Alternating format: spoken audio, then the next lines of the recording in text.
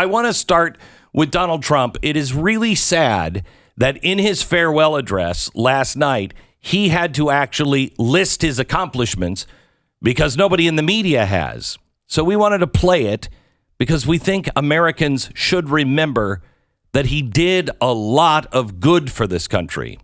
Now more than ever, we must unify around our shared values and rise above the partisan rancor and forge our common destiny.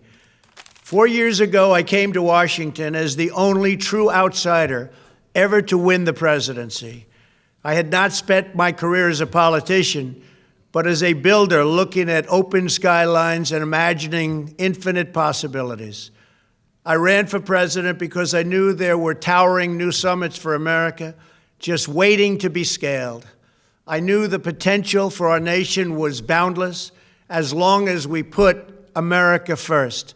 So I left behind my former life and stepped into a very difficult arena, but an arena nevertheless with all sorts of potential if properly done. America had given me so much, and I wanted to give something back. Together with millions of hardworking patriots across this land, we built the greatest political movement in the history of our country. We also built the greatest economy in the history of the world. It was about America first because we all wanted to make America great again. We restored the principle that a nation exists to serve its citizens. Our agenda was not about right or left. It wasn't about Republican or Democrat, but about the good of a nation, and that means the whole nation. With the support and prayers of the American people, we achieved more than anyone thought possible. Nobody thought we could even come close. We passed the largest package of tax cuts and reforms in American history. We slashed more job-killing regulations than any administration had ever done before. We fixed our broken trade deals, withdrew from the horrible Trans-Pacific Partnership and the impossible Paris Climate Accord, renegotiated the one-sided South Korea deal, and we replaced NAFTA with the groundbreaking USMCA. That's Mexico and Canada, a deal that's worked out very, very well. Also, and very importantly, we imposed historic and monumental tariffs on China, made a great new deal with China. But before the ink was even dry, we and the whole world got hit with the China virus. Our trade relationship was rapidly changing. Billions and billions of dollars were pouring into the U.S., but the virus forced us to go in a different direction. The whole world suffered, but America outperformed other countries economically because of our incredible economy and the economy that we built. Without the foundations and footings, it wouldn't have worked out this way. We wouldn't have some of the best numbers we've ever had. We also unlocked our energy resources and became the world's #1 producer of oil and natural gas, by far. Powered by these policies, we built the greatest economy in the history of the world. We reignited America's job creation and achieved record low unemployment for African Americans, Hispanic Americans, Asian Americans, women, almost everyone. Income soared, wages boomed, the American dream was restored, and millions were lifted from poverty in just a few short years. It was a miracle. The stock market set one record after another, with 148 stock market highs during this short period of time, and boosted the retirements and pensions of hardworking citizens all across our nation. 401ks are at a level they've never been at before. We've never seen numbers like we've seen, and that's before the pandemic and after the pandemic. We rebuilt the American manufacturing base, opened up thousands of new factories, and brought back the beautiful phrase, made in the USA.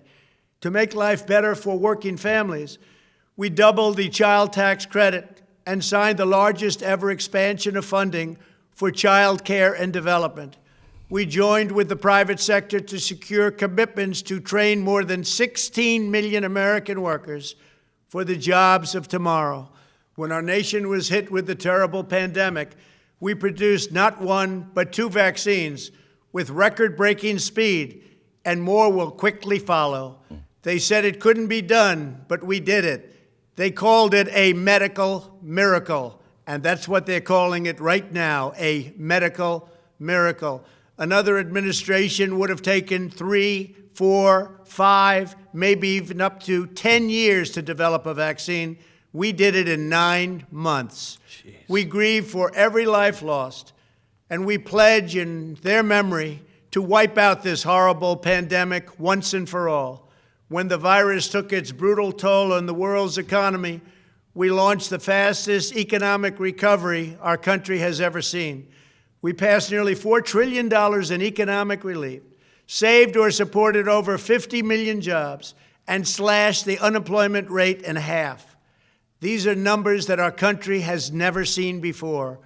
We created choice and transparency in healthcare, stood up to Big Pharma in so many ways, but especially in our effort to get favored nations clauses added, which will give us the lowest prescription drug prices anywhere in the world. We passed VA choice, VA accountability, right to try, and landmark criminal justice reform. We confirmed 3 new justices of the United States Supreme Court. We appointed nearly 300 federal judges to interpret our Constitution as written. For years, the American people pleaded with Washington to finally secure the nation's borders. I am pleased to say we answered that plea and achieved the most secure border in U.S. history.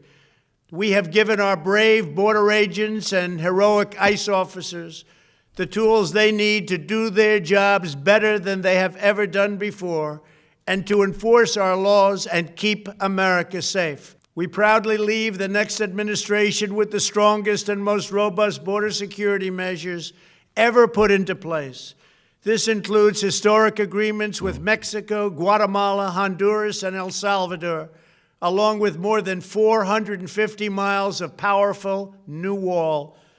We restored American strength at home and American leadership abroad. The world respects us again. Please don't lose that respect. We reclaimed our sovereignty by standing up for America at the United Nations and withdrawing from the one-sided global deals that never served our interest. And NATO countries are now paying hundreds of billions of dollars more than when I arrived just a few years ago. It was very unfair. We were paying the cost for the world. Now the world is helping us. And perhaps most importantly of all, with nearly $3 trillion, we fully rebuilt the American military, all made in the USA. We launched the first new branch of the United States Armed Forces in 75 years, the Space Force. And last spring, I stood at Kennedy Space Center in Florida and watched as American astronauts returned to space on American rockets for the first time in many, many years. We revitalized our alliances and rallied the nations of the world to stand up to China like never before. We obliterated the ISIS caliphate and ended the wretched life of its founder and leader, al-Baghdadi. We stood up to the oppressive Iranian regime and killed the world's top terrorist, Iranian butcher Qasem Soleimani. We recognized Jerusalem as the capital of Israel and recognized Israeli sovereignty over the Golan Heights. As a result of our bold diplomacy and principled realism, we achieved a series of historic peace deals in the Middle East. Nobody believed it could happen. The Abraham Accords opened the doors to a future of peace and harmony, not violence and bloodshed. It is the dawn of a new Middle East, and we are bringing our soldiers home. I am especially proud to be the first president in decades who has started no new wars.